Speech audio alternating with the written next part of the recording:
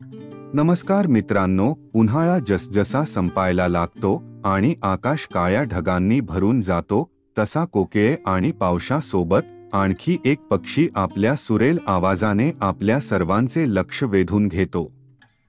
आणि तो पक्षी म्हणजे चातक, ज्याला हिंदीमध्ये काला पपिहा आणि इंग्लिशमध्ये पाईड क्रेस्टेड कुकू किंवा जाकोबिन कुकू असे म्हणतात. कोकिळेचा कुळातला, रंगाने काळा पांढरा असणारा हा पक्षी त्याच्या डोक्यावरील तुरामुळे आणखी सुंदर दिसतो. उडताना पंखावर आणि शेपटीच्या टोकावर काळ्या रंगात उठून दिसणारे पांढरे गोल ठिपके आपले सहज लक्ष वेधून घेतात. तर मित्रांनो, आपल्या पियू पियू पियू पियू अशा सुंदर आवाजाने पावसाचा संदेश घेऊन तो चक्क आफ्रिकेतून आपल्या भारतात येतो. चातक पक्षाला पावसाचा दूत म्हणून संबोधले जाते. आश्चर्य म्हणजे चातक पक्षी कुठलाही हवामान खात्यापेक्षा सर्वात आधी पाऊस ओळखतो आणि म्हणूनच नेमका पावसाळा सुरू होण्याचा आधी तो आपल्या देशात दाखल होतो.